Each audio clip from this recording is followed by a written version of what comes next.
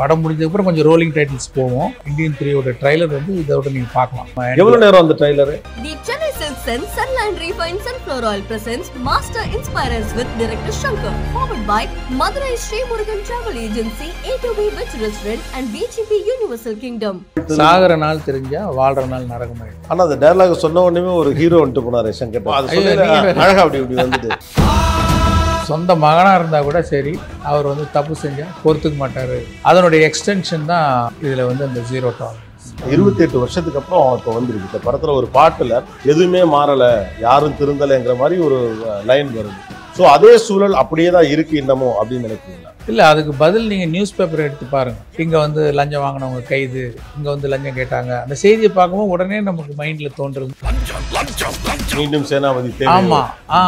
But part 3 வரைக்கும் அது போகிறதுக்கான காரணம் என்ன? இது வந்து தமிழ்நாட்டை சுற்றி தான் நடக்கும் அந்த கதை. இப்போ இது வந்து மற்ற மாநிலங்களுக்கும் பரவுது இந்த கதை. பார்ட் 3க்கும் 2க்குமான இடைவெளி எவ்வளோ இருக்கும்? யாரும் மனசு வச்சு 6 மாதத்தில் கொண்டு வந்துருக்கோம். என்னுடைய ஒவ்வொரு படத்துக்கும் மேக்ஸிமம் 1.5 வருஷம் தான் தேவைப்படுது. அதை நான் வந்து தெளிவாக சொல்ல முடியாது. இப்போ 0 டாலரன்ஸ் மாதிரி 0 காம்ப்ரமைஸ் அப்படிங்கிறது தான் சங்கர். தொழில்நுட்ப அறிவை நீங்கள் எங்கேன்னு பிடிச்சிங்க? அந்த காலகட்டத்தில் எல்லாம் பெருசாக டெக்னாலஜியும் இல்லை. எப்படி அதெல்லாம் லேர்ன் பண்ணீங்க? பாலிடெக்னிக் படிக்கும்போது நான் வந்து அந்த சீட் கிடைக்கிறதுக்கு ஒரு கம்யூனிட்டி சர்டிஃபிகேட், ஒரு பர்த் சர்டிஃபிகேட், ஒரு இன்கம் சர்டிஃபிகேட் இதெல்லாம் போய் சப்மிட் பண்ணணும். ஸோ அதை வாங்கிறதுக்காக நான் அலைஞ்சப்போ உள்ள இதெல்லாம் வந்து எனக்கு மைண்டில் தங்கிடுச்சு. அது அப்படியே காலப்போக்கில் நம்ம ஒரு ஃபிலிம் மேக்கராக வரும்போது மற்ற நாடுகள்லாம் லஞ்சம் இருக்குது, ஆனால் அதெல்லாம் வந்து கடமை மீறுறது. இந்த கடமை செய்கிறதுக்கே லஞ்சம். The Chennai Silks and Sunland Refined Sunflower Oil presents Begin Woods Master Inspirers with the director Shankar. Powered by Madurai Sri Murugan Travel Agency, A2B Veg Restaurant and BGP Universal Kingdom.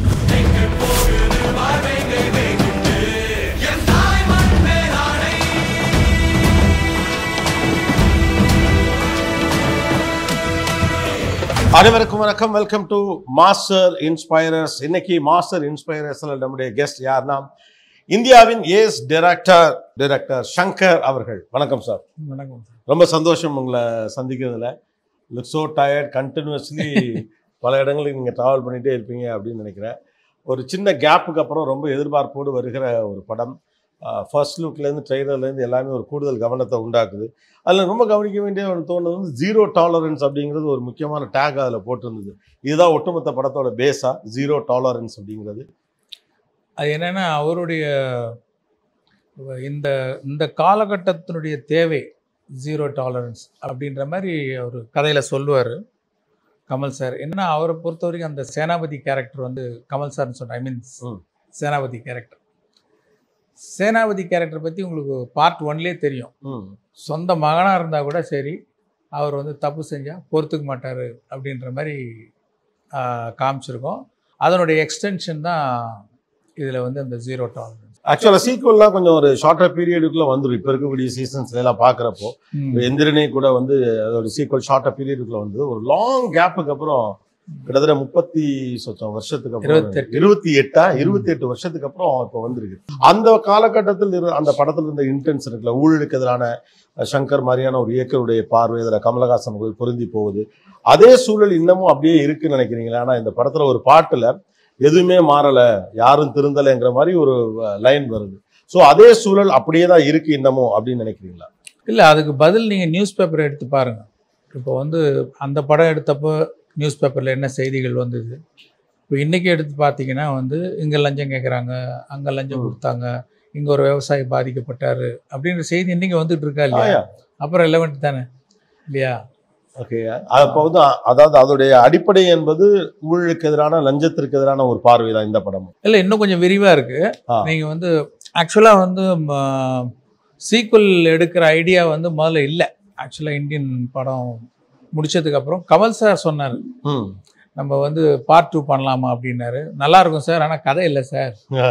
அது வந்து கதை வந்து தோணி அது கொஞ்சம் கொஞ்சமாக வளர்ந்து பெருசாகி அது வரணும். அது அப்படி ஒரு வேளை வந்ததுன்னா நான் உங்கள்கிட்ட வந்து சொல்கிறேன், உங்களுக்கு பிடிச்சிருந்தா பண்ணுங்க அப்படின்னு.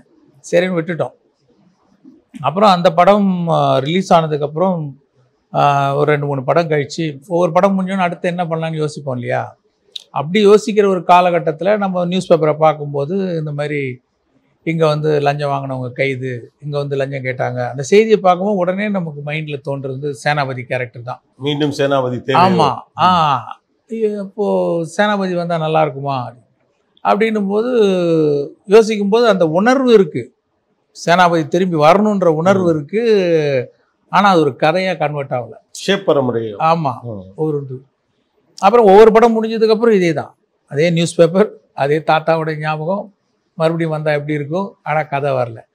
அப்புறம் யோசிச்சு பார்க்கும்போது அது திருப்பி வரணுன்ற உணர்வு இருக்குது. ஆனால் என்ன பிரச்சனை அனலைஸ் பண்ணும்போது, ஏன்னா ஏற்கனவே நிறைய விஷயங்கள் ஓப்பன் சீக்ரெட் ஆகிடுச்சு, நிறைய விஷயங்கள் காமிச்சாச்சு. அவர் யார், அவர் எப்படிப்பட்டவர், சுதந்திர போராட்ட வீரர், அவருடைய ஃபேமிலி என்ன, அப்படி எப்படி அவர் வர்மக்கலையில் அட்டாக் பண்ணுவார், எல்லாமே காமிச்சாச்சு. ஸோ சீக்வல் பண்ணணும், ஆனால் எதெல்லாம் பண்ணக்கூடாது. ஆனால் தான் சேலஞ்சே இல்லை. ஆமாம், அதுக்கே நிறைய டைம் ஆச்சு. ஸோ ஒரு படம் முடியும் போதும் இதை யோசிப்பேன், இதெல்லாம் பண்ணக்கூடாது, இதெல்லாம் பண்ணக்கூடாதுன்னு தள்ளி தள்ளி விட்டும்போது வேற என்ன உள்ளே வரணுங்கிறதுக்கு வந்து ஒரு சரியாக ஒரு களம் அமைஞ்சுது, ஒரு நாட்டு வந்தது. அப்புறம் நாட்டை டெவலப் பண்ண ரொம்ப அருமையாக வந்தது. 2.0 டயத்தில், அதோட ஆரம்ப டயத்தில் இது ஒரு ஷேப் ஆச்சு. அவர்கிட்ட போய் சொன்னேன், அவருக்கும் பிடிச்சிருந்தது. அதான் நீங்கள் நாளைக்கு பார்க்க போகிறீங்க. இல்லை 2 இல்லாமல் 3ம் வருது அப்படின்னு. அதுக்கான மெயின் காரணம் என்னென்னா, இது வந்து முதல் பார்ட்டோடய முடிகிற மாதிரி வந்து ஒரு சின்ன லீடு வச்சுருந்தீங்க. வெளிநாட்டிலேருந்து சேனாபதி தாத்தா ஒரு ஃபோன் அடிப்பார், அதோட இருக்கும். ஸோ அப்போ ஒரு ஐடியா இருந்து இந்த படம் இதோட முடியலைங்கிற ஃபீல் அப்போவே இருந்தது. பட் பார்ட் 3 வரைக்கும் அது போகிறதுக்கான காரணம் என்ன? கமல் சார் அதை விரும்பி எல்லா இடத்துலையும் சொல்றாரு, பார்ட் 3 இருக்குதுல அப்படின்னு சொல்லிட்டு, அதனால அதை ஒத்துக்கிட்டேன் அப்படின்னு. என்னென்னா பார்ட் 1 உங்களுக்கு பெரிய கதை, 3 hours 20 minutes அது. ஆமாம், பெரிய படம் தான். ஆமாம், அது வந்து தமிழ்நாட்டை சுற்றி தான் நடக்கும் அந்த கதை. இப்போ இது வந்து மற்ற மாநிலங்களுக்கும் பரவுது இந்த கதை. அப்படியே இன்னும் பெரிய கதை, பார்ட் 1ஓட பெரிய கதை. அது எடுக்கும்போது ஒன்றா கொண்டு வந்துடலாம், பார்ட் 2 ஐடியாலாம் இல்லை.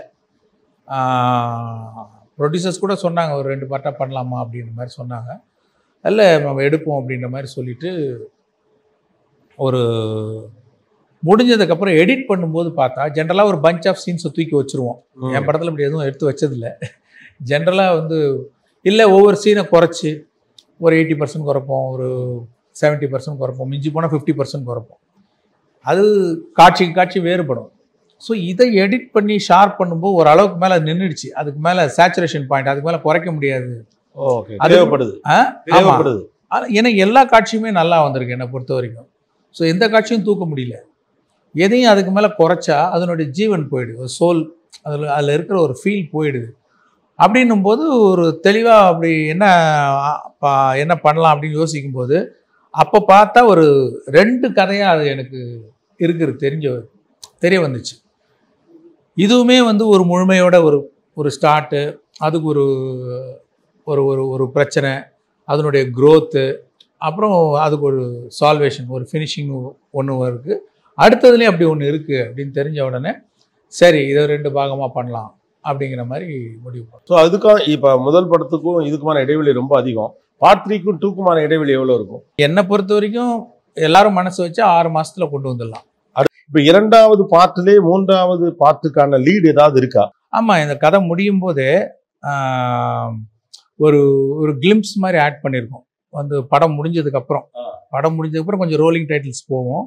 டைட்டில் முடிஞ்ச உடனே இப்போ மார்வல் படம்லாம் வருது இல்லைங்களா, அந்த மாதிரி ஒரு கிளிம்ஸ்ன்னு சொல்லலாம், இல்லை ட்ரைலர்னு கூட சொல்லலாம். இந்தியன் 3ஓட ட்ரைலர் வந்து இதோட நீங்கள் பார்க்கலாம். இந்தியன் 2ல இருக்கு. ஆமாம். எவ்வளோ நேரம் அந்த ட்ரைலரு? 2.5 நிமிஷம் இருக்கும். ஓகே, இப்போ 2.5 minutes ஆஃப் ட்ரைலர் இருக்கு. அப்போ படம் பேர் போட்டு முடிஞ்சும் வெளியில போக முடியாது. ஆமாம். ஓகே, இப்போ 2ல 3ஓட ட்ரைலரும் இருக்கு. அப்போ நீங்க சொன்ன மாதிரி 6 மாசத்துல தான் படம் ரெடியா வெளியில வந்துடும் அப்படிங்கிறீங்களே? ஆமாம். என்னன்னா படம் முடிஞ்சு ஒரு 30 seconds ரோலிங் டைட்டில் போவோம். உடனே இந்த ஒரு ட்ரைலர் வந்துடும். இதுக்கப்புறம் பேலன்ஸ் ரோலிங் டைட்டில் போகும். அப்போ இந்த தேட்டரில் எப்பவுமே பார்த்தீங்கன்னா சங்கர் படம் அல்லது இந்த மாதிரி டெக்னிக்கலி ஸ்ட்ராங்கான பெரிய டேரக்டர்ஸ் படம் முழுக்க எந்திரிச்சு நம்ம ஆட்கள்லாம் பார்ப்பாங்க, இந்த பேர் பார்க்குறது அப்படின்னு. நான் சின்ன பிள்ளையா இருக்கலாம், கடைசியில் பேர்லாம் பார்க்க மாட்டாங்க. நன்றி வணக்கம் சுபம் போட்டவொன்னு எந்திரிச்சு போயிடும். அதுக்கப்புறம் நம்ம டெக்னிக்கலாக வளர்ந்த பிறகு பார்த்தீங்கன்னா எல்லாரும் நின்று பார்ப்பாங்க. அதேமா நின்று பார்க்குற நேரமே 5-7 நிமிஷம் இருக்கும் அப்படின்னு நினைக்கிறேன் நான். படத்தின் ஆரம்ப காட்சியை தவற விடாதீர்கள் மாதிரி படம் முடிந்த பிறகு வரும் காட்சியை தவற விடாதீர்கள் அப்படிங்கிற ஒரு இது இருக்கு அப்படின்னு. படம் எடுக்கக்கூடிய விஷயத்தை பத்தி சொன்னப்ப எடுத்த சீன் பெரும்பாலும் என் படத்துல இல்லாம இருக்காது அப்படின்னு ஒரு விஷயம் சொன்னீங்க. மேக்கிங் ஆஃப் மூவி அப்படிங்கிற அந்த விஷயத்துல இருந்து பாக்குறப்ப சங்கர் பத்தி இந்த மிகச்சிறந்த இயக்குனர்கள் அல்லது அவரோட பணி செய்தவர்கள் சொல்றதுன்னா கிட்டத்தட்ட ஒரு எடிட் மோட்ல எடுப்பாரு. ஒரு விஷயத்த ஒரு பெர்ஃபெக்ஷன் கிடைக்கிற வரைக்கும் எடுக்கலாம். ஆனா அவருக்கு வேணுங்கிறது வந்துருச்சு டக்குன்னு முடிச்சிருவாரு, அவ்வளவுதான். அதுக்கப்புறம் முன்ன பின்ன கட்டலாம் இல்லை. ஒரு எடிட் மோடோட ஒர்க் பண்றது தான் அவங்க ஸ்டைலா? இல்லை, முதல்ல கேட்டதுக்கு நான் பதில் சொல்லிடுறேன். ஆக்சுவலா 6 மாசத்துல வருதுனாலும் இது 6 வருஷம் உழைச்சிருக்கும். ஓ, அதோட அவுட்புட் தான் 6 மாசம். ஆமா, அது வந்து இப்போ 6.5 வருஷம்னு எடுத்துக்க வேண்டியதா 2 படத்துக்கு. ஓகே, அப்படி எடுத்துக்கங்க. ஆனா அதுல இந்த கொரோனா வந்த காலத்தெல்லாம் கழிச்சிட்டிங்கன்னா என்னுடைய எல்லா படத்துக்கும் என்ன டைம் ஆகுமோ அந்த டைம் தான் இருக்கு. ஏன்னா சிச்சுவேஷனலி இது அடுத்த 6 மாசத்துல வருது. அதுக்கு வந்து விஎஃப்எக்ஸ் எல்லா டிபார்ட்மெண்ட்டும் ஒத்துழைச்சி பண்ணா வர சாத்தியம் இருக்கு 6 மாசத்துல.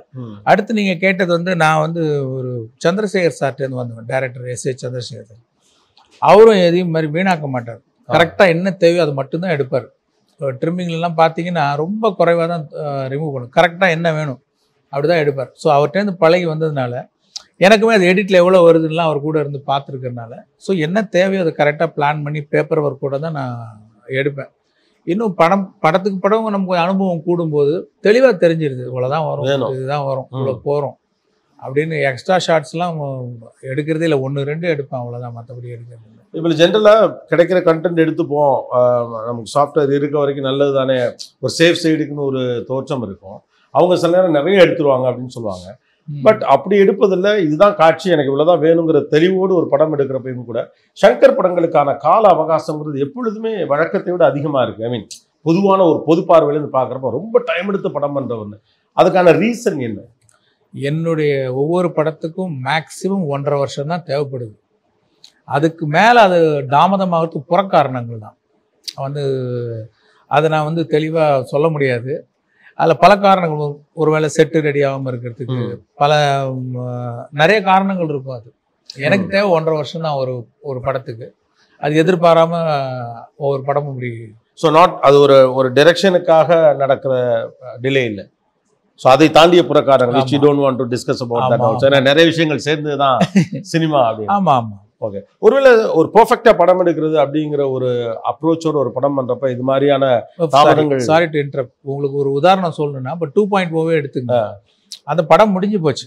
ஆனால் அதுக்குள்ள ஒரு விஎஃப்எக்ஸ் இருக்கு பார்த்தீங்களா, அந்த பேர்டு, ஒரு ஹியூஜ் பேர்டு வரும் இல்லையா, அதனுடைய விஎஃப்எக்ஸ் வந்து அதை ப்ராமிஸ் பண்ண கம்பெனினால கரெக்டான டயத்தில் கரெக்டான குவாலிட்டியில் கொடுக்க முடியாத ஒரு சூழ்நிலை வந்தது. ஆனால் அந்த படத்தில் வச்சுருந்தோம்னா கண்டிப்பாக வந்து சொதப்பியிருக்கும் அது. ஸோ அதை வைக்க முடியாது. இப்போ என்ன பண்ணுறது, அந்த பேர்டை திருப்பி ஸ்க்ராட்ச்லேருந்து ஆரம்பிக்கணும், டிசைன்லேருந்து ஆரம்பிக்கணும். அப்படி ஆரம்பிக்க ஒரு நல்ல கம்பெனிலும் பெட்டர் கம்பெனியில் கொடுக்கும்போது அவங்க 1 வருஷம் அவகாசம் கேட்குறாங்க அந்த சிஜியை திருப்பி கொண்டு வர்றதுக்கு. ஸோ இந்த 1 வருஷம் வெயிட் பண்ணி தானே ஆகும். இப்போ அந்த 1 வருஷம் வந்து ஸோ அந்த படத்துடைய எவ்வளோ வருஷம் எடுத்தோம் அது மாதிரி இன்னொரு வருஷம் எக்ஸ்டெண்ட் ஆகும். ஒரு எக்ஸாம்பிளுக்கு சொல்கிறேன் ஏன் டிலே ஆகுதுன்றது. ஒரு கியூரியாசிட்டிக்கு கேட்குறேன். இப்போ வந்து சினிமாவை ஆழமாக நேசிக்கிறவரிடம் இந்த மாதிரி கேட்கலாமான்னு கூட எனக்கு தெரியல.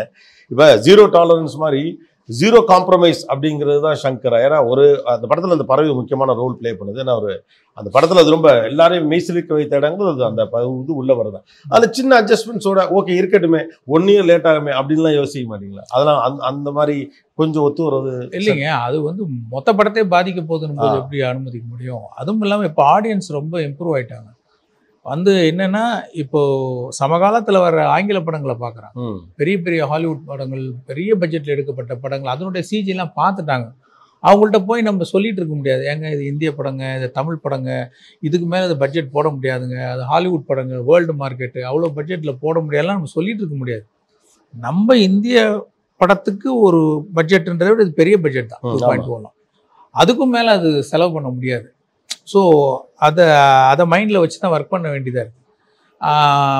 அதை சொன்னேன், கம்பேர் பண்ணுவாங்க, அந்த படம்லாம் அப்படி இருக்குது, இதே அப்படி இருக்குது அப்படின்ற மாதிரி.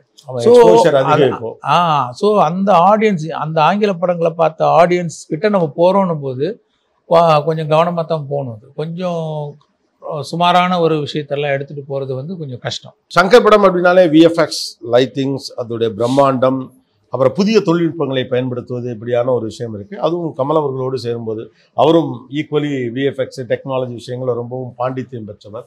ஒரு பெரிய கேப்புக்கு அப்புறம் இந்த படம் வருது. இதில் எந்த அளவுக்கு இந்த தொழில்நுட்பம் சார்ந்த விஷயங்கள் அதிகமாக இருக்கும். ஏன்னா இதுக்கு முந்தின கொடுத்த படமே அது மாதிரியான ஒரு டெக்கி மூவி, இதுக்கு முந்தின உங்களுடைய படமும் ஒரு மாதிரி டெக்னாலஜி ஓரியன்ட் மூவி அப்படிங்கிற பட்சத்தில் இதில் அது சம்பந்தமான எதிர்பார்ப்புகள் கூட இருக்கு. அப்படின்னால இந்த படத்துக்குள்ள தொழில்நுட்பம் சார்ந்த விஷயங்கள் எந்த அளவுக்கு இன்டென்ஸாக இருக்க வாய்ப்பு இருக்கு? என்னன்னா இது 2.2 அளவுக்கு அவ்வளோ விஎஃப்எக்ஸ் டிமாண்டிங் ஃபிலிம் கிடையாது. ஆனால் நார்மலாக என்னுடைய படங்களுக்கு தேவைப்படுற ஒரு விஎஃப்எக்ஸுக்கு தேவைப்படுது. ஸோ இந்த கதைக்கு என்ன விஎஃப்எக்ஸ் தேவையோ அதை மட்டும்தான் நாங்கள் யூஸ் பண்ணியிருக்கோம். வந்து பார்த்தீங்கன்னா இப்போ எல்லாரும் யூஸ் பண்ணுற அன்ரியல் என்ஜின் யூஸ் பண்ணியிருக்கோம், அப்புறம் 3D அனிமேஷன் யூஸ் பண்ணியிருக்கோம், பர்ஃபார்மன்ஸ் கேப்சரிங், மோஷன் கேப்சரிங், எந்தெந்த காட்சிக்கு தேவைப்படுதோ வந்து நிறைய யூஸ் பண்ணியிருக்கோம். லைக் ஆரம்ப காலத்துலேருந்து உங்களுக்கு இது மேலே ஒரு பெரிய ஆர்வம் இருந்திருக்கு. ஐ மீன் இங்கே டெக்னாலஜி பெரிய அளவுக்கு வளராத காலகட்டத்திலுமே பாடல் காட்சிகளில் குறிப்பாக விஎஃப்எக்ஸ் கிராஃபிக்ஸ் எல்லாம் யூஸ் பண்ணுறது அப்படின்னு சொல்லிட்டு அதே மாதிரி வரம்பற்று யோசித்தல், பவுண்டரிஸ் எல்லாமே. நான் இதுக்கு முன்னால் உங்க முறை இன்டர்வியூ பண்ண லாங் பேக் அப்போ நீங்கள் சொன்னீங்க தாட் ப்ராசஸ்க்கு மட்டும் பவுண்டரிஸே வச்சுக்கக்கூடாது கோபி அப்படின்னு சொன்னீங்க. நீங்கள் செயல்படுத்த முடியாதுங்கிறது இரண்டாம் பட்சம். ஆனால் தாட் ப்ராசஸ்க்கு நம்ம பவுண்டரி வைக்க ஆரம்பிச்சிட்டோம்னா, ரெஸ்ட்ரிக்ட் பண்ண ஆரம்பிச்சிட்டோம்னா நம்மளால நினைச்சதில் பாதி கூட செய்ய முடியாது. அப்போ வரம்பற்று யோசித்தல் அப்படிங்கிறதுக்கு ஒரு ஒரு மைண்ட் செட் வரும், அந்த பவுண்டரி இல்லாமல் யோசிக்கிறோம். ஆனால் அதை ஒரு பிக கேன்வாஸில் கொண்டு வரதுக்கான தொழில்நுட்ப அறிவை நீங்கள் எங்கேருந்து பிடிச்சிங்க? ஒரு கும்பகோணத்து பையன் ஸ்லோலி வளர்ந்த ஒரு ஆள், அந்த காலகட்டத்துல எல்லாம் பெருசாக டெக்னாலஜியும் இல்லை, எப்படி அதெல்லாம் லேர்ன் பண்ணீங்க? இல்லைங்க, வந்து என்னென்னா ஒரு கதை, அந்த கதைக்கு என்ன மாதிரியான காட்சிகள், இந்த காட்சியை எப்படி விஷுவல் பண்ணலாம் அப்படின்னு யோசிக்கும்போது அது எப்படி வித்தியாசமாக பண்ணலாம், எவ்வளோ எஃபெக்டிவாக பண்ணலாம் அப்படின்போது ஜஸ்ட்டு கேமராவை தாண்டி வேறு சில தொழில்நுட்பங்கள் தேவைப்படும். அது என்ன தொழில்நுட்பம், அது எங்கே இருக்குது, யார் பண்ணுறாங்க அப்படின்னு கேட்டு அதை பற்றி தெரிஞ்சுக்கிட்டு அதை நான் வந்து உள்ளே கொண்டு வரேன். நீங்கள் சொன்ன மாதிரி வரம்பில்லாமல் யோசிப்பேன், அப்படி தான் யோசிக்கணும். யோசிச்சுட்டு ஃபைனலைஸ் பண்ணும்போது இது ப்ராக்டிக்கலாக பாசிபிளா அப்படின்னும் போது அனிச்சையாகவே நமக்குள்ள ஒரு இந்த வரம்பற்ற கற்பனையும் இருக்கும். அதே மாதிரி ப்ராக்டிக்கலாக வந்து அந்த அனுபவம் இருக்கு இல்லையா, அது ப்ராக்டிக்கலாக இதெல்லாம் ரொம்ப கஷ்டம், அது பியாண்ட் த லிமிட்ஸ் அப்படின்போது அதை ஒரு மாதிரி டோன் டவுன் பண்ணி ஒரு மாதிரி பேலன்ஸ் பண்ணி தான் கொண்டு வந்து நம்ம வந்து எடுக்கிறோம். இப்போ பார்த்தீங்கன்னா இன்னொரு அந்த கொரோனா பீரியடில் ஒரு சயின்ஸ் ஃபிக்ஷன் கதை ஒன்று எழுதினேன். ஆனால் அது ரொம்ப பெருசு, லைக் ஏன்னா ஃபுல் அண்ட் ஃபுல் விஎஃப்எக்ஸ், ரொம்ப காம்ப்ளிகேட்டட் விஎஃப்எக்ஸ். ஸோ இன்னும் கொஞ்சம் நான் வச்சுருக்கேன், இன்னும் கொஞ்சம் நாள் கழிச்சு அதை பண்ணலாம் அப்படின்ற மாதிரி. ஸோ எது பாசிபிளோ நம்மளுடைய தமிழ் சினிமாவுக்கு, நம்மளுடைய இந்திய சினிமாவுக்கு இன்னும் இவ்வளோ போயிருக்கோமா, இன்னும் கொஞ்சம் இவ்வளோ இங்கேருந்து அவ்வளோ தள்ளிட முடியாது. ஸோ இங்கேருந்து இவ்வளோ தள்ளுறதை நான் முயற்சி பண்ணிட்டு இருக்கேன். ஒரு அறச்சீற்றம் கூட இளைஞரின் குரல் ஆரம்ப ஒரு கோபமான ஒரு அறச்சீற்றம் கொண்ட ஒரு இளைஞரின் குரல் அப்படிங்கிற ஒரு டோன்ல நம்ம பார்க்க முடியும். தப்புன்னு தான் தட்டி கேட்கணும், அது சாத்தியம் இருந்தால் அதிகாரியா இருக்கா நேரா போய், இல்லைன்னா ஏதோ ஒரு ரூட்டை தப்ப தட்டி கேள்றான். இதுதான் உங்களுடைய படங்கள் பெரும்பாலும் சொல்லியிருக்கு. மேபி ஜீன்ஸ் பாய்ஸுங்கிற படங்கள் வேற ஒரு ஜானர்ல இருந்திருக்கலாம். இந்த தாட் ப்ராசஸ் கம்ஸ் ஃப்ரம் உங்களுடைய வாழ்க்கையிலிருந்தே வந்ததா, இல்லை எஸ்ஏசி மாதிரியான அவருடைய படங்களும் வந்து நீதியை கேட்கிற படங்களாக இருக்கும், அந்த ஸ்கூல் ஆஃப் தாட்லேருந்து வந்தது? தெரியல, அது ஒரு கலவையாக கூட இருக்கலாம். என்னென்னா வந்து இப்போ எல்லாருமே நீங்கள் காலேஜ் படிக்கும்போது நீங்களும் பல விஷயங்களுக்கு கோவப்பட்டிருக்கோம். அந்த குறிப்பிட்ட ஏஜில் எல்லாரும் ரெபல். ஆமாம், அதுதான் நமக்குள்ளேயும் இருக்குது. நான் படிக்கும்போது பாலிடெக்னிக் படிக்கும்போது நான் வந்து அந்த சீட் கிடைக்கிறதுக்கு ஒரு கம்யூனிட்டி சர்டிஃபிகேட், ஒரு பர்த் சர்டிஃபிகேட், ஒரு இன்கம் சர்டிஃபிகேட் இதெல்லாம் போய் சப்மிட் பண்ணோம். ஸோ அதை வாங்கிறதுக்காக நான் அலைஞ்சப்போ உள்ள இதெல்லாம் வந்து எனக்கு மைண்டில் தங்கிடுச்சு. அது நான் மட்டும் இல்லை, கூட படிக்கிற எல்லா மாணவர்களும் அவன் கஷ்டப்பட்ட கதையை, அலைஞ்ச கதையெல்லாம் சொல்லும்போது அது மைண்டில் வந்து ஆழமாக தங்கிடுது. அது அப்படியே காலப்போக்கில் நம்ம ஒரு ஃபிலிம் மேக்கராக வரும்போது அது வந்து வெளிப்படுது. இது வந்து எல்லாருக்கும் இருக்கிறது தான். உங்களுக்கு ஒரு மீடியத்தில் நீங்கள் வெளிப்படுத்துவீங்க, எனக்கு இந்த மீடியம் இருக்குது. மற்றவங்கலாம் வந்து இப்போது சோஷியல் மீடியாவில் எக்ஸ்பிரஸ் பண்ணுறாங்க, அது ஒன்று. அப்புறம் நான் முதல்ல படம் பண்ண வந்ததே வந்து உங்களுக்கு பல பேட்டிகளில் சொல்லியிருக்கேன், டைரக்டர் மகேந்திரன் மாதிரி படம் பண்ணணும், உதிரி பூக்கள், அந்த நெஞ்சத்தைகள் அது மாதிரி படம் பண்ணணும்னு சொல்லிட்டு தான் நான் வந்தேன். அப்படி தான் கதையும் ரெடி பண்ணேன், அழகு. அதுவும் ஆமாம், அது திருப்பி சொல்ல வேண்டியதாக இருக்கு. ஆனால் என்னென்னா அந்த கதையை சொல்ல போகும்போது எல்லா ப்ரொடியூசரும் கேட்குறது வந்து ஒரு ஆன்டி ஹீரோ. நீங்கள் சொல்கிறீங்க அறச்சீற்றம் கொண்ட ஒரு இளைஞன் கதை, அப்படி தான் கேட்டாங்க எல்லாருமே. அதை கேட்குறாங்கன்னு உங்களுக்கு அதானே வேணும், நான் ரெடி பண்ணி தரேன் அப்படின்னு சொல்லிட்டு பண்ண கதை தான் வந்து ஜென்டில்மேன். அது பண்ணிவிட்டு பழையபடி நம்ம இதுக்கு வந்துடலான்ற ஐடியாவில் தான் அந்த படம் பண்ணேன். ஆனால் தொடர்ந்து அது வெற்றி அடைஞ்சதுனால அந்த மாதிரி படங்களே வந்து பண்ண வேண்டிய ஒரு சூழ்நிலை வந்து அப்புறம் அதுவும் பிடிச்சி போய் அதுலேயும் வேறு வேறு நல்ல விஷயங்கள்லாம் பண்ண முடியுது, இன்னும் நிறைய ஆடியன்ஸ் போய் ரீச் ஆக முடியுதுன்னு போது அதை நான் தொடர்ந்துட்டு இருக்கேன். அது கூட ஒரு காரணமாக இருக்கலாம். எடுத்த உடனே ஒரு ஆன்டி ஹீரோ சப்ஜெக்ட் ஒன்று சொல்லி அது அப்படி ஒர்க் ஆயிடுச்சு. ஆமாம், ஆக்சுவலாக நீங்கள் விருப்பப்பட்டு வந்து எடுக்க விரும்பின படங்கிறது இந்த ரொம்ப சாஃப்டான ஃபிலிம் தான் இல்லையா? ஆமாம், ரொம்ப ஸோ அதனால தான் உங்க கண்கலங்க வைக்கிற ஒரு மனசை வருடுற மாதிரி ஒரு லைட்டராக அப்புறம் ஒரு உணர்வுபூர்வமாக தாக்கக்கூடிய ஒரு படமாக அந்த மாதிரி படம் தான். அந்த மாதிரியான கதைகள் நீங்கள் எதுவும் எழுதி தள்ளி வச்சது உண்டா? வேணாம்ப்பா, இப்போ நமக்கு வேற மார்க்கெட் இருக்கு, அப்புறம் பார்த்துப்போம். அதை முதல் கதையோடய சரி அதோட முடிச்சிட்டாங்களா? அதுக்கப்புறம் அந்த மாதிரியான கதை யோசிக்கிறதுக்கு உண்டான அவகாசமே வரல. இப்போ இன்னொரு பக்கம் பார்க்கல, ஒரு எஸ்எஸ்சி ஸ்கூல்லேருந்து வந்த ஒருத்தர் அப்படின்னு நம்ம அவருடைய படங்களை பார்க்கல, உங்களுடைய படங்களில் தெரியும். ஓகே, அவர் அந்த காலகட்டத்தில் அந்த சூழ்நிலைகளை படமாக்கி இருப்பார். நீங்கள் அதை தொழில்நுட்பத்தோடு சேர்ந்து வேறு அடுத்த லெவலுக்கு கொண்டு போயிருக்கீங்க. பட் உங்களுடைய பிள்ளைகள் அல்லது உங்களுடைய அசிஸ்டன்ட் டைரக்டர்கள் வந்து பெரும்பாலும் சங்கருடைய ஜானரை டச் பண்ணது இல்லை. அது நல்ல விஷயம்ன்ற உள்ளுக்குள்ளே நீங்கள் யாரோ அதான் உங்கள் படம். எல்லாரும் என்ன மாதிரி இருக்க முடியாது. ஸோ பாருங்க, வசந்தபாலன் அவர் யார்? அவர் தான் அவருடைய படங்கள்லாம் பார்த்தீங்கன்னா. இன்ஃபேக்ட் பாலாஜி சக்திவேல் கூட பார்த்தீங்கன்னா காதல் பண்ணுறதுக்கு முன்னாடி கொஞ்சம் என்னுடைய டைப் மாதிரி படம் தான். ஆமாம், சாமுராய். ஆமாம், ட்ரை பண்ணார். ஆனால் வந்து ஒவ்வொருத்தருடைய ஸ்ட்ரென்த் என்னவோ அதுதான் அவங்களுடைய படமாக இருக்கும். அப்படின்னும் போது இப்போ என்ன மாதிரி ஒரு தாட் உள்ள ஸ்ட்ரென்த் உள்ள ஒரு டைரக்டர் வந்தாங்கன்னா அவங்க படமும் என்னோட மாதிரி இருக்குது. இல்லைன்னா வேற மாதிரி இருக்கும். இப்போ நல்ல உதாரணம் பார்த்தீங்கன்னா நீங்கள் இவங்களே சொல்லலாம். அறிவழகன் அவர் வேற மாதிரி பண்ணுறாரு. எல்லாமே உங்களுடைய அறிவழகன் வேற மாதிரி, வசந்தபாலன், பாலாஜி சக்திவேல் வேற மாதிரி, அட்லியுமே கூட ஆரம்ப கட்டத்தில் வேற மாதிரி. இப்போ அங்கே போகிறப்ப பட் இதில் யார் உங்கள் செல்ல பிள்ளை? யார்? எல்லாமே என் பிள்ளைங்க தான். அசிஸ்டன்ட் டைரக்டர்ஸை வந்து சங்கர் ரொம்ப நல்லா வச்சுப்பாரு அப்படின்னு சொல்லி அப்போவே நாங்களாம் வந்து இப்போ பத்திரிகைகளில் தகவல்கள் படிக்கிற காலத்துல உங்களுக்கு கார்லாம் வாங்கி கொடுப்பாரு, இல்லை காரில் டிரைவ்லாம் கூட்டு போவார் அப்படிம்பாங்க. நீ ஒரு ஸ்ட்ரிக்ட் ஆஃபீஸரா இல்லை ரொம்ப ஃப்ரெண்ட்லியா அவங்க அசிஸ்டன்ட்? ரெண்டும் தான். வந்து ஒரு அதாவது இது தப்பு நடக்கும், இதை நீ விட்டுறாத, இதை கவனமாக பார்த்துக்கோ, இதில் தப்பு வர்றதுக்கு வாய்ப்பு இருக்குன்னு சொல்லுவேன். சொல்லிட்டும் கோட்டை விடும்போது கோபம் வந்துடும். ஏன்னா நான் சொன்னேன்ல, தெரியாமல் தவறு செய்யறது எல்லாருமே சகஜம்தான், கோட்டை விடுற சகஜம்தான். ஆனால் இது மாட்டிக்கும் கவனமாயிரும் சொல்லியும் கோட்டை விடும்போது தான் கோபம் வரும். அதே மாதிரி நல்லா பண்ணிட்டாங்கன்னா வந்து அவங்கள வந்து கையை குலுக்கி பாராட்டி அதுவும் பண்ணும். ரெண்டும் இருக்கு, வந்து அரவணைக்கிறதும் இருக்கு, கண்டிப்பும் இருக்கு, ரெண்டும் உண்டு. ஆமா. ஆனா உங்களை பார்த்தாலும் ரொம்ப பயப்படுற அசிஸ்டன்ட் டைரக்டர் யாரு? இன்னைக்கு இயக்குநர்களாக இருக்கிற உங்களுடைய ஸ்கூல்ல இருந்து வந்தவங்க யாரும் பயப்படல. அப்படியா? சும்மா அந்தாண்ட போனா அவங்கள தான் இருப்பாங்க. எஸ் பிக்சர்ஸ்லேருந்து வரக்கூடிய படங்கள் பெரும்பாலும் பார்த்தீங்கன்னா ஆரம்ப காலத்தில் அதாவது என்ன படம் எடுக்கணும்னு நினச்சி சங்கர் வந்தாரோ அந்த மாதிரி படங்களா, வெயில் மாதிரி படங்கள், இந்த மாதிரியான படங்கள் உங்களுடைய எசன்ஸ் உங்களுடைய ப்ரொடக்ஷன்ஸ் எடுக்கிறப்போ அந்த மாதிரியான படங்கள் நிறைய எடுக்கிறாங்க. ஈரம், இந்த மாதிரியான அந்த மாதிரி படங்கள்லாம் பார்க்குறப்போ நம்ம ஒரு படம் இப்படி எடுக்க முடியல அப்படின்னு நினைக்காது வருத்தப்பட்டது உண்டா? இல்லை, ஏன்னா அவர் சுஜாதா சார் சொல்லுவார் வந்துட்டு இது முதல்வன் படம் பண்ணும்போது ஜீன்ஸுக்கு அப்புறம் ஓன் ப்ரொடக்ஷன் ஸ்டார்ட் பண்ணலான்னு ஸ்டார்ட் பண்ணிவிட்டு அந்த அழகிய குயிலை தான் ப்ரொடியூஸ் பண்ணி டைரக்ட் பண்ணலாம் அப்படிங்கிறத ஐடியாவில் நான் ஸ்டார்ட் பண்ணும்போது நம்ம நமக்கு வந்து ஒரு ஃப்ரெண்டு மாதிரி சொல்லலாம், இல்லை நம்ம ப்ரொஃபஸர் மாதிரி சொல்லலாம். இன்னும் கேட்டால் அவர் என்னை வந்து யூஆர் மை சன் அப்படிம்பார். அந்த மாதிரி ஒரு ஸ்தானத்தில் ஒரு வெல் விஷர் அவர்கிட்ட இது மாதிரி பண்ணலான் இருக்கேன். சங்கர், இதெல்லாம் நீங்கள் டயர்டாகி இல்லை ரொம்ப ஏஜ் ஆனப்புறம் உட்காந்து பண்ணலாம். இப்போ நீங்கள் ஓடுற ஓட்டத்துக்கு இதெல்லாம் விட பெரிய பெரிய விஷயங்கள்லாம் பண்ண முடியுது. டெக்னிக்கலாக அதை கொண்டு வர முடியுது, ஏதோ லார்ஜர் கான்செப்ட்லாம் பண்ண முடியுது. இப்போ எதுக்கு இதை பண்ணுறீங்க? இந்த மாதிரி பண்ணுறதுக்கு நிறைய பேர் இருக்காங்க, ஆனால் நீங்கள் பண்ணுற மாதிரி பண்ணுறது தான் ஆட்கள் ரொம்ப குறைவாக இருக்காங்க. இதை கண்டினியூ பண்ணுங்கள், இது அப்புறம் பார்த்துக்கலாம் அப்படின்னாரு. ஸோ அவர் சொல்கிறது வந்து ஒரு இட் மேக்ஸ் சென்ஸ். அதனுடைய இதுதான் ஆரம்பித்து எஸ் பிக்சர்ஸில் இந்த மாதிரி படங்கள்லாம் வந்து ப்ரொடியூஸ் பண்ணுறதுக்கு வந்து ஒரு காரணமாக இருந்தது. சுஜாதா அவர்களுடைய வசனங்கள் உங்களுக்கு ரொம்ப பிடிச்சது உங்கள் படத்தில் வந்தது?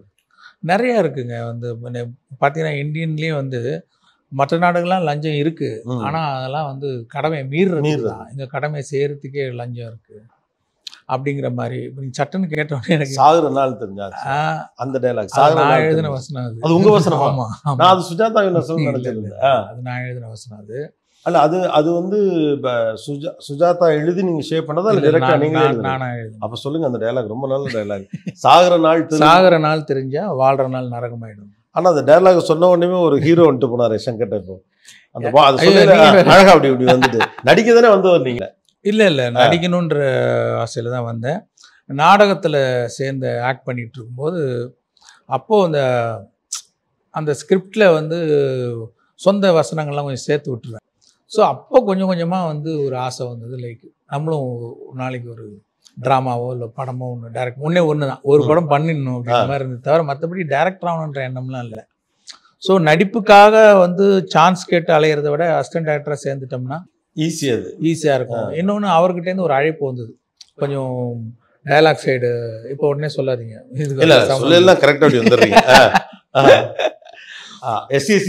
ஆமாம் அவருக்கு நாடகங்களை பார்த்துருக்காரு, பார்த்துட்டு கேட்டிருக்காரு யார் அந்த பையன் அப்படின்னு கேட்டுட்டு அப்புறம் வந்து இன்டர்வல் வந்து என்கிட்ட பேசினார். பேசும்போது நீ பேசுகிற டயலாக்லாம் யார் எழுதுனது சார், மோஸ்ட்லி ரைட்டர் எழுதுன்னு நானும் கொஞ்சம் சேர்த்துப்பேன் அப்படின்னு, நல்லா இருந்தது ரசிச்சேன்னு சொல்லிட்டு போயிட்டார். அப்புறம் 2 மாதம் கழித்து அவர்கிட்ட அழைப்பு வந்தது, இந்த மாதிரி கொஞ்சம் காமெடி சைடு கொஞ்சம் ஒர்க் பண்ண முடியுமான்னு கேட்டார். ஒர்க் பண்ணி கொடுத்தேன், அவருக்கு ரொம்ப பிடிச்சி போச்சு. ஸோ நான் நடிக்க அந்த படத்தில் கொஞ்சம் சின்ன சின்ன வேஷம்லாம் கொடுத்தாரு. ஸோ அப்படி தேடிட்டு இருக்கும்போது அப்போ தோணுச்சு வந்து நம்ம நடிகர் ஆகிறதுக்கு ஈஸியான வழி அசிஸ்டன்ட் டேரக்டரை சேர்ந்துட்டோம்னா அப்படியே ஈஸியாக சான்ஸ் கிடைச்சிரும். அப்படி சேர்ந்தது. அப்புறம் ஒரு கட்டத்தில் என்னமோ எனக்கு ஒரு படம் நடித்த படம் ஓடலையா என்னன்னு தெரியல, இது நம்மளுடைய ஏரியா இல்லை, நம்ம இனிமேல் நடிக்கக்கூடாது மாதிரி முடிவு பண்ணிட்டேன். சரி அப்போ என்னென்னா என்னையும் அறியாமல் அந்த ஒரு 17 படம் ஒர்க் பண்ணது டைரக்ஷன் கொஞ்சம் பிடிபட்டுருச்சு. ஸோ நாடகத்தில் டயலாக்ஸ்லாம் சேர்த்தது கொண்டது எல்லாம் சேர்ந்து ஒரு படம் பண்ண முடியுன்ற ஒரு நம்பிக்கை வந்து அதுக்கப்புறம் தான் வந்து நான் டைரக்டர் ஆனேன். அதாவது பிரம்மாண்டம் என்பது சங்கருக்கு கொடுக்கப்பட்டது தான். சங்கர் பிரம்மாண்டமாக ஒரு படம் பண்ணணும்னு உள்ள வரல. நான் மகேந்திரன் சார் மாதிரி தான் பண்ணணும், அந்த மாதிரி தான். எந்த வேலையை எடுத்தாலும் நல்லா செய்யணும். Behind Notes presents Master Inspirers with Shankar. Title sponsor, the Chennai Silks let the celebration begin. And Sunland Refined Sunflower Oil. ஊட்டச்சத்தும் எதிர்ப்பு சக்தியும் நிறைந்த பிசுபிசுப்பில்லாத Sunland Refined Sunflower Oil. Powered by Madurai Sri Murugan travel agency. 36 வருட அனுபவம், 23 கிளைகள் கொண்ட சிறந்த சுற்றுலா நிறுவனம் Madurai Sri Murugan travel agency. Adyar Ananda Bhavan sweets and snacks மற்றும் A2B வெஜ் ரெஸ்டாரண்ட். உங்கள் பசியார எங்கள் ருசி பேசும். VGP universal kingdom family amusement park with the best deal.